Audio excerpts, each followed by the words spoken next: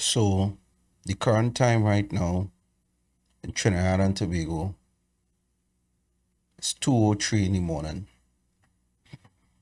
And believe it or not, this is not the video that I had intended to upload this morning.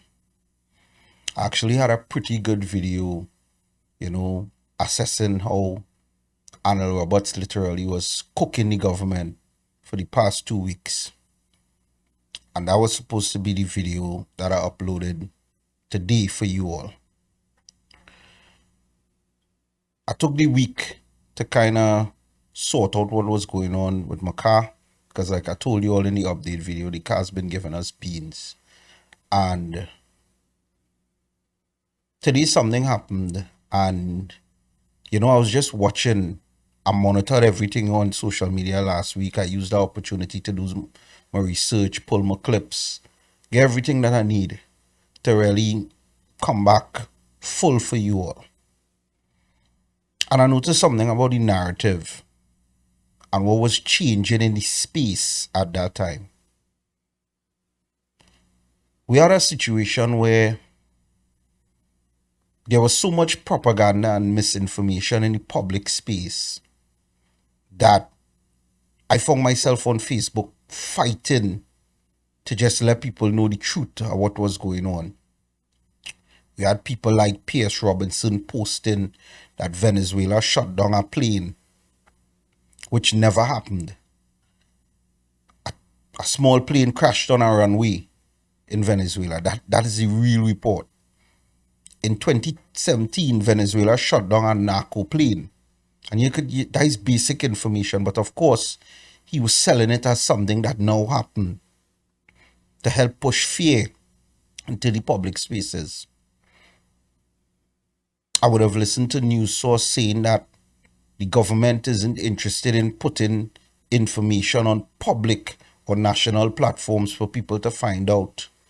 And instead they're funneling information through platforms like Ian Allen and stuff like that. And that she's taking a break and she has since private her platform. But the thing that I paid attention to the most was the amount of hate that the Prime Minister was getting.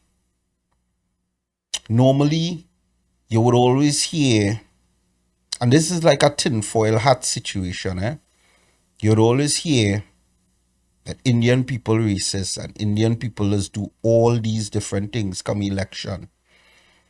But I always tell people it's both sides that have it. It's just that one side, when they're doing it, you don't really see it. Or they just do it behind closed doors in the secret WhatsApp groups and the private conversations. And it so happened that, I sat down and I started looking at some of the stuff they did. And I did a live on Facebook and I said some things. And, it provoked the thoughts of a lot of people, but it's because of what I was observing taking place. I felt like I needed to say that. That loss that the PNM got, it hit them way harder than a lot of people expected. And you see the following base right now, they're not pleased with the performance of the PNM.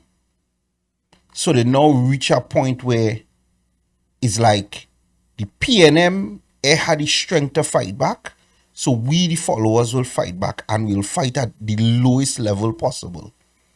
We'll spread misinformation. We'll make memes. We'll say derogatory things about the Prime Minister. We'll push the narrative that she's incompetent, that she can't do her job, that her cabinet is a joke. Full works. And I end up saying in my head, since CARICOM turned their back on our Prime Minister, if it was up to me, I wouldn't care about CARICOM. But unfortunately, I am not Kamala Prasad Bisasa, and she has a caring heart.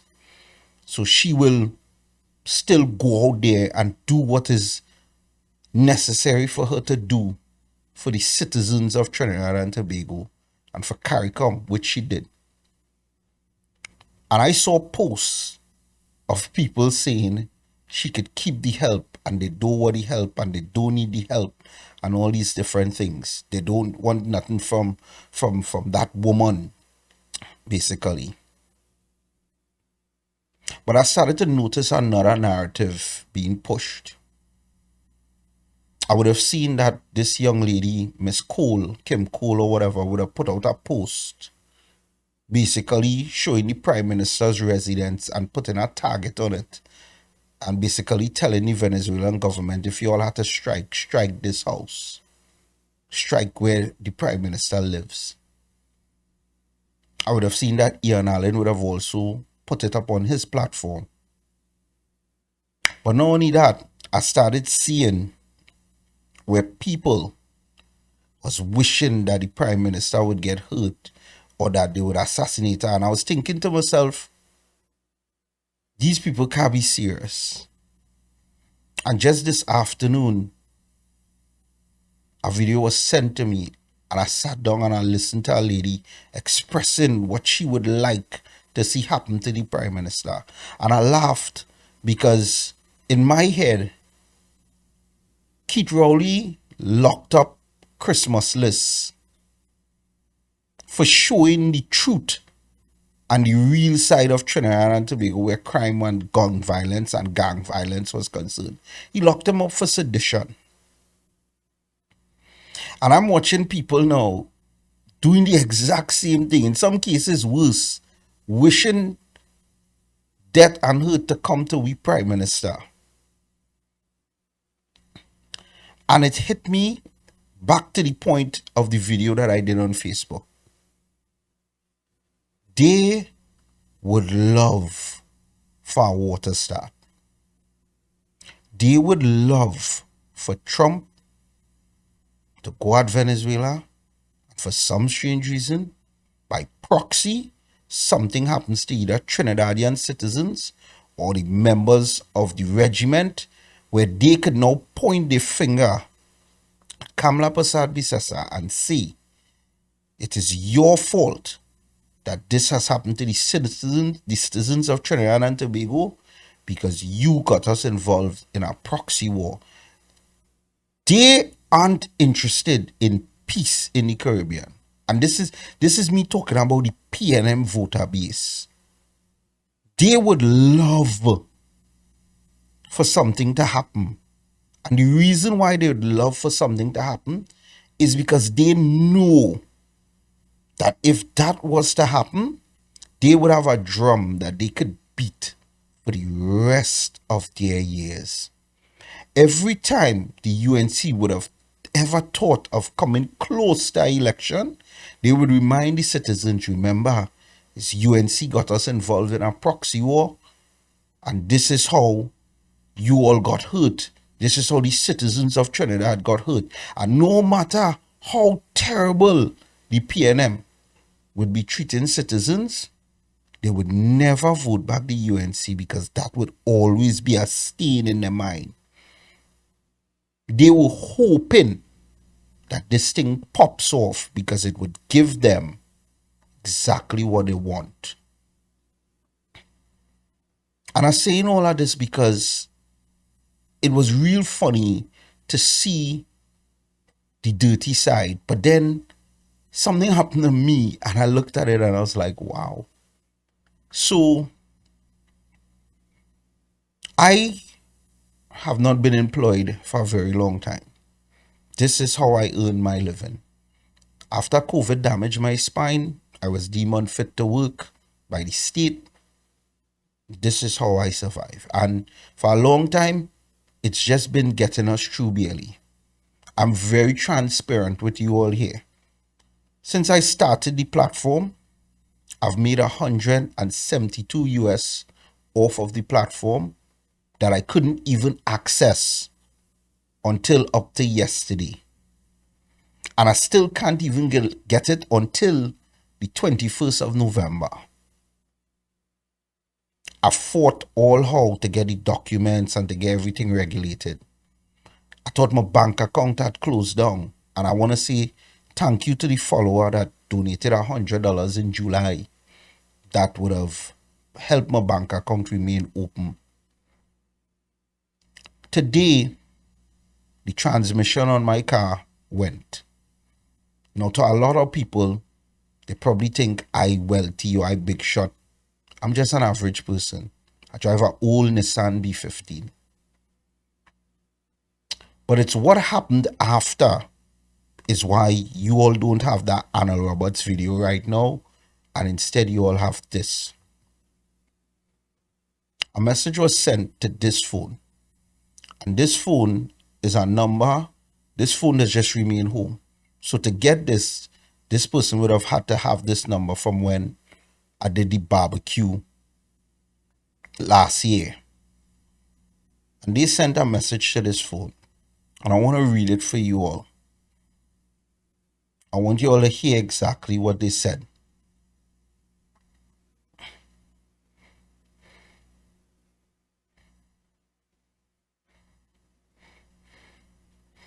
There's your message here. It came in a little bit after 5 today. I see your sons today pushing the car. 10 years now. You're talking UNC this, UNC that, UNC the other. And look at you now. The transmission in your car gone. Your spine damaged. You can't work. And what UNC doing for you? NCW and them only start to hop on the UNC bandwagon in the last few months of the election, and now them get board position who get job in Wassa. But you didn't. You did your job, and for 10 years your whole platform was dedicated to UNC. And what UNC doing for you as a black man? They're just using you, you stupid black boy. That's all they're doing. They're just using you. Now look, your car break down on the side of the road. Your children had to push it. And you ain't even have nothing. They ain't coming to help you, right? If you was under the PNM would have take care of you. They would have make sure that everybody okay. But no, you're a sensible black man that choose to follow Indian people. Them coolie, them don't like you. They never did like you. And now what? You're suffering. Your car can't move. You can't sit down, right? Your children on the side of the road and they had to push it because why? Your spine damage. But you supporting UNC. Keep supporting them. Next you're going and end up on the street. You can't pay your bills.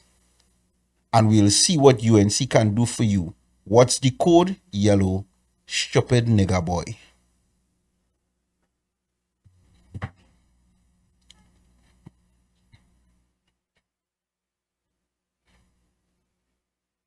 Let me tell you something. You might have thought that by saying something like that to me, you would have gotten me to probably think differently or feel a type of way. But I had this to tell you. I'll get our transmission in that car sorted out. Just like every time in the past, when things get tough for me, God does always find a way. And you see me, I don't come to my platforms for everything. But I will come to my platform now and I'll get that money and I'll fix the transmission. But I'll tell you this. Say what you want. When you send me things like that, thinking that you're going to sway my thought process and make me decide to turn against the UNC for whatever reason, because I've seen it, you know. I've seen those content creators who haven't gotten anything from the UNC switch up now and bad talking the party and cussing the party and dragging the party. But let me tell you something about me. I was never a white jacket, black jacket. And all you just did by sending me that is mobilize my disgust for the PNM even more. I said that is just what you just do there. And now, I am going to work twice as hard to debunk every single false narrative that you all put out there. I will work twice. I'll double my efforts. Because you see now, my platform is about to start paying me. So I'm going to come on my platform one last time and ask for help to get our transmission sorted out.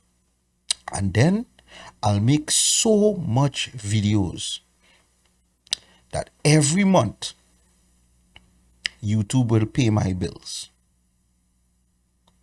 And I'll still get to say PNM ain't giving me nothing and UNC ain't giving me nothing.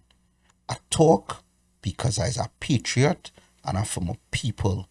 And as far as I'm concerned, PNM did nothing for black people in this country, and I stand by it. So for the people who would have wanted the Anna Roberts video today, I apologize. You'll get it on Thursday.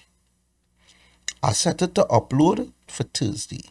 But for now, I want you all to have this.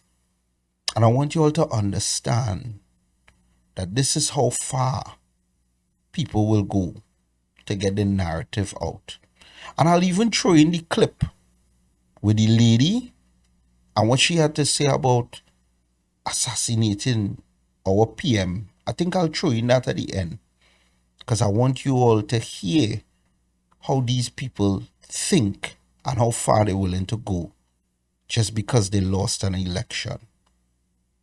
With that being said, make a better version of yourself every day, everyone. I go on.